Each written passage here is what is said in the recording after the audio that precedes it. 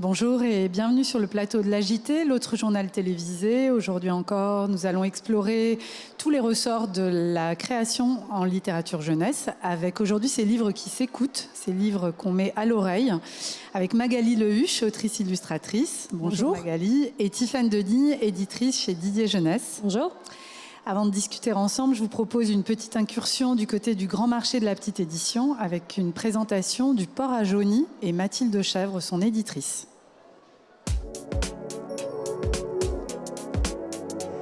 Le Port à Jauny, c'est une maison d'édition qui est basée à Marseille et qui a pour caractéristique d'être une maison d'édition qui publie des livres bilingues en français et en arabe. ساعات الكتب مكتوبة بالعربي ومترجمة بالفرنسي. Des fois, ce sont des livres écrits en arabe, traduits en français, et parfois c'est l'inverse. C'est un projet qui tourne beaucoup autour de la poésie, qui est un genre de littérature majeur dans le monde arabe.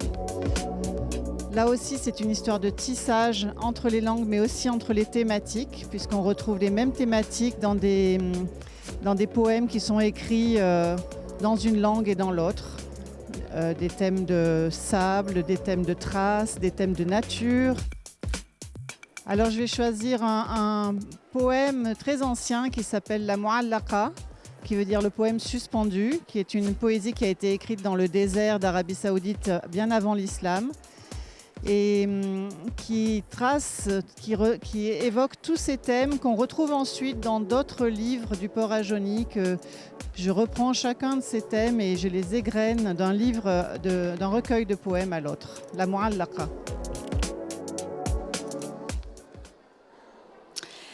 Magali, bonjour.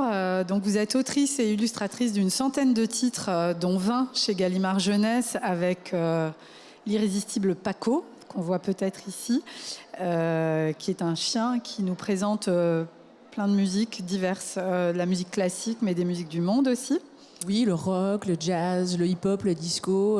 La musique africaine. La musique d'Afrique. Mais vous êtes aussi l'heureuse lauréate de la Pépite BD avec Nowhere Girl, qui est quand même une sorte d'autobiographie pleine de musique, où vous racontez comment votre passion pour les Beatles vous a sauvé la vie. C'est ça, en fait, qui m'a aidé à passer de l'enfance à l'adolescence, en fait. Voilà, c'était En fait, moi, au départ, je voulais faire une bande dessinée où je parle des Beatles, parce que je voulais que tout le monde les aime. Et puis, en creusant, je ne pouvais pas faire l'impasse sur cette période, qui était la période où j'ai découvert les Beatles, et qui est une période un peu délicate, où chacun doit, vers 12 ans, passer de l'enfance à l'adolescence, quoi. Donc même si ce n'est pas une BD avec du son, c'est quand même un livre avec beaucoup de musique dedans. Et je voulais aussi présenter ce livre qui vient de paraître chez Gallimard, qui est un documentaire que vous avez publié avec votre papa, François Lehuche. Tout à fait. Qui est un phoniatre. C'est ça, un médecin de la voix. Un médecin de la voix. Et donc c'est un livre, une sorte d'encyclopédie sur comment fonctionne la voix, comment est-ce qu'on produit des sons. Je voulais quand même vous interroger parce que si la lecture est une pratique qu'on peut en tout cas entretenir de manière tout à fait intime et en silence, comment se fait-il qu'autant de vos livres soient des livres audio ou des livres qui tournent autour de la musique et du son ? Je pense que moi, je suis persuadée que la première source d'inspiration chez moi, c'est la musique. Je pense que c'est certainement grâce aux Beatles, c'est certainement grâce à la musique que j'ai écoutée et que j'ai eu envie de faire du dessin. C'est curieux, mais je suis sûre que c'est ce qui m'a le plus donné envie de faire quelque chose, c'est la musique. Et donc après, c'est aussi assez, pas le hasard, parce que je pense qu'il n'y en a pas, mais naturellement, je suis attirée par des sujets qui parlent de la musique, qui touchent au son. Et voilà, les choses se sont faites assez naturellement, en fin de compte. Alors, est-ce que le fait de travailler sur ce genre de projet, notamment, je pense à Paco, où il y a donc, il n'y a pas un disque à écouter, mais il y a des petites pastilles de sons qui permettent de rajouter ou d'augmenter la lecture. Est-ce que ça donne une sorte de deuxième dimension au livre ou de troisième dimension au livre? C'est-à-dire qu'en plus de la lecture qu'on pratique en silence, en plus de la lecture qu'on peut pratiquer à voix haute, cette musique ou ces sons augmentés, est-ce que ça donne une autre dimension au livre, un prolongement au livre? Je pense que la chose intéressante dans ces petits livres avec les petites puces, hein, c'est l'interaction de livre avec l'enfant. C'est-à-dire que je pense que ce qui l'amuse, c'est de déclencher le son et la musique. Après, moi, au départ, j'avais même proposé, mais je pense que c'est important qu'il y ait une histoire et un petit texte, mais je m'étais dit, pourquoi pas faire un livre sans texte avec une histoire visuelle et sonore. Et je pense que c'est bien qu'il y ait aussi une histoire à lire, mais je trouve intéressant que l'enfant puisse aussi imaginer ce que la musique lui provoque. Et l'idée, c'est aussi qu'il aille, pourquoi pas, explorer à côté avec des disques chez lui, parce que les extraits sont un petit peu courts. Mais voilà, l'idée, c'est de sensibiliser à la musique, ou en tout cas à ce que ça peut provoquer, quoi. D'éveiller à la musique ou de... Ouais, c'est ça. Et puis je pense qu'avec la petite puce, il y a le côté marrant, qu'ils appuient, ils réappuient, ils réappuient. Puis à la fin, il y a toutes les petites puces qui sont ensemble, donc ils peuvent faire une sorte de petit mix de tous les en sons. DJ. Ouais, c'est ça. Je pense que c'est amusant. Et puis le son est vraiment travaillé chez Gallimard. Ils ont vraiment essayé de faire un son de qualité qui se retrouve à la fin du livre dans une sorte de petit boîtier. Et le son est bon. Enfin, je trouve qu'il n'est pas désagréable à entendre, et les extraits, les morceaux choisis par Claire Babin, qui est l'éditrice, et Marine qui travaille là-dessus, sont vraiment généralement bien trouvés, quoi. Et voilà. Ouais, j'ai essayé de vous partager le son de Paco à cheval, qui est un son de western qui est assez génial, mais bon, ça passe moins bien. Vous essayerez ça sur le site, sur le stand des éditions Gallimard Jeunesse, si vous voulez découvrir. Ce qui m'amuse avec les Paco, c'est de faire des références aussi à l'histoire, comment s'inscrit la musique dans le contexte historique, géographique. Enfin, moi, c'est ce qui m'intéresse dans la musique, ce que ça raconte comme histoire. Oui, et c'est particulièrement le cas, je pense, dans celui-ci, qui en fait permet d'explorer aussi tout un pan de l'histoire du cinéma avec les comédies musicales, mais le western. Donc, c'est pas des documentaires du tout, non. Mais moi, ce qui me plaît à ma place d'illustratrice, c'est de faire des petits clins d'œil, parce que ça m'anime, la musique et ce que ça raconte. Donc, je prends beaucoup de plaisir à essayer de mettre des petites références qui peut-être parleront aux parents et aux enfants. Enfin, voilà. Et alors, en quelques mots, ce livre, La voix, comment ça marche, hein? Comment est-ce que ça vous est venu à l'esprit de composer une encyclopédie sur ce sujet?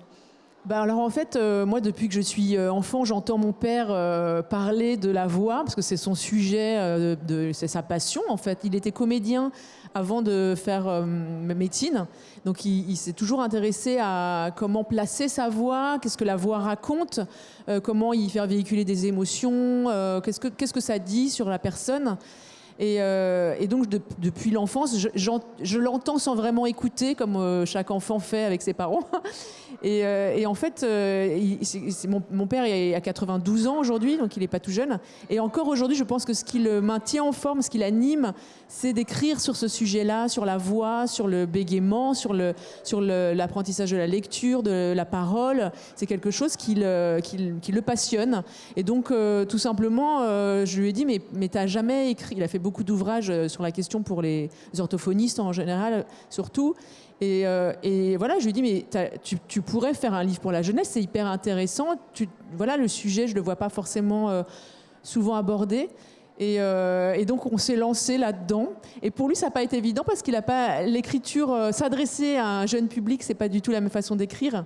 Donc, ça a été un long travail pour lui. Il avait peur d'ailleurs un peu de ne pas y arriver, mais il a été... Parce que c'est un public qu'on doit prendre au sérieux. Et néanmoins, avec vos illustrations, on vient casser toute la dimension peut-être. Alors ça, c'était aussi un vrai sujet de discussion avec lui. C'est-à-dire que moi, je lui ai dit, je ne vais pas faire mon dessin, il va être décalé par rapport à ton propos pour que ça soit drôle et que ça puisse amener un intérêt autre que quelque chose de très sérieux. Le sujet étant sérieux, il faut que moi, mon dessin... il soit un peu décalé, même si parfois une posture doit quand même être juste.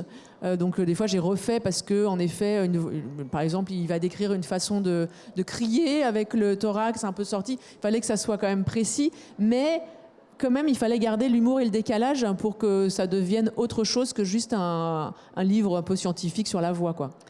C'est parfaitement réussi. Merci. Tiffany Denis, vous êtes éditrice chez Didier Jeunesse, une maison d'édition qui a fêté ses 30 ans et qui est particulièrement riche et généreuse en livres audio, bien qu'elle édite aussi des romans et des albums depuis peu. Est-ce que vous pouvez nous présenter les grandes collections et notamment cette magnifique collection auréolée de nombreux prix, les Comptines et Berceuses ? Oui, je peux vous présenter les Comptines et Berceuses. Donc nos derniers livres Comptines et Berceuses, c'était les Comptines et Berceuses de Vanille. Donc la particularité de la collection, c'est le collectage. C'est que les directeurs d'ouvrages se rendent dans différents pays pour aller écouter les chansons, les classiques qui se chantent là-bas, pour les enregistrer ou les enregistrer en France et après en faire un livre. Et dans cette collection un peu plus... on a un peu tiré cette année, on est allé vers la musique classique, ma boîte à musique, avec les petits chefs-d'œuvre classiques pour mon bébé. Donc c'est des chefs-d'œuvre pour initier les plus jeunes à la musique classique au piano.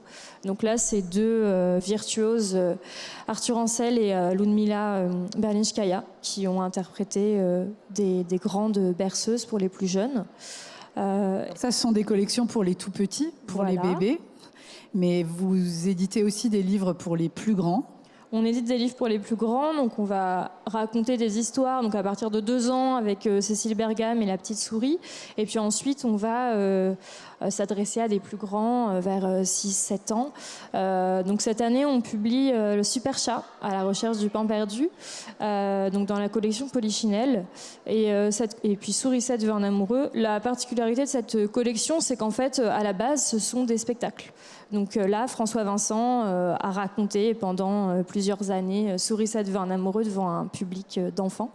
Et nous, on a fait un livre. Donc notre rôle, c'était de l'enregistrer et puis de trouver un illustrateur qui puisse interpréter un petit peu et prolonger l'histoire. Donc là, c'était Charles Dutertre et Marc Boutavant pour Super Chat.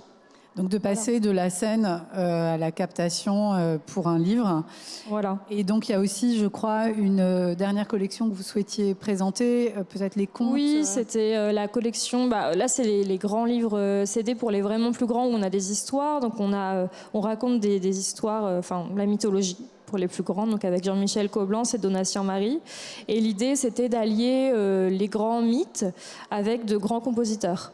Donc avec Thésée, on a raconté avec Beethoven. Et là, avec Héraclès, donc qui est Hercule, on raconte avec Strauss et Mahler. Et donc l'idée, c'est de faire un récit mythologique presque cinématographique, puisque on va raconter, et puis on va avoir la 5e symphonie de Beethoven qui va arriver au moment les plus tragiques. Voilà, c'est vraiment de faire découvrir la musique par un autre biais, par le biais de la narration. Et je finis avec Monsieur Bach, toujours avec cette idée de faire découvrir la musique. Donc là, c'était l'idée de faire découvrir un grand compositeur qui a l'air un petit peu austère, comme ça, un peu sérieux, et puis de prendre le contre-pied et d'aller vers un côté un peu plus léger, un peu plus humain, parce que là, Nathalie Soussanat, donc qui est l'autrice, a décidé de raconter l'histoire du compositeur en partant du regard de sa femme, Anna Magdalena, et de ses enfants. Donc on va découvrir le père, on va découvrir l'amoureux, et on va aussi comprendre du coup ce qui nous émeut dans les œuvres de Bach, avec ce côté un peu plus intime. Et puis là, c'est Johann Gélouis donc qui illustre et donc qui va tirer toutes les métaphores poétiques et qui va aussi illustrer quelques pages de bande dessinée pour les scènes les plus cocasses du livre. Parce que tout à l'heure, je parlais de lecture augmentée. C'est vrai que vos livres sont de véritables livres-disques. Il y a un disque, on n'est plus dans la petite pastille de son. Là, il y a un disque qui accompagne le livre, mais il faut souligner aussi le grand travail graphique que vous apportez, le soin particulier que vous apportez à vos livres qui sont magnifiquement travaillés et fabriqués. L'idée, c'est vraiment d'en faire des beaux livres. On fait aussi des livres sonores avec des puces et les promenades sonores, du coup, sans histoire, avec ou sans histoire. Mais après, oui, on a de grands livres musicaux où on a envie d'avoir de grands formats, de grandes images qui sont des tableaux, en fait. Voilà. Et le gros travail graphique derrière, c'est aussi de d'amener à la musique en modernisant aussi ce qui peut sembler éculé ou autre. Voilà. Merci Tiffaine. Je vous propose de découvrir maintenant Éponine Côté, qui est une jeune autrice qui vient de publier une bande dessinée, un ouvrage pour le jeune public chez 2024. Et donc la rubrique à suivre.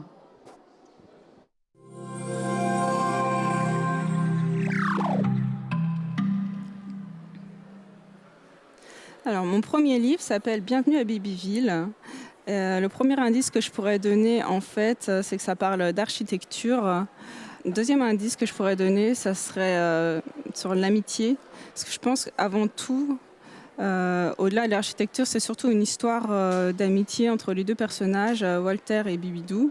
Et le dernier point, ça serait l'humour. Je pense que c'est hyper important dans un livre pour enfants.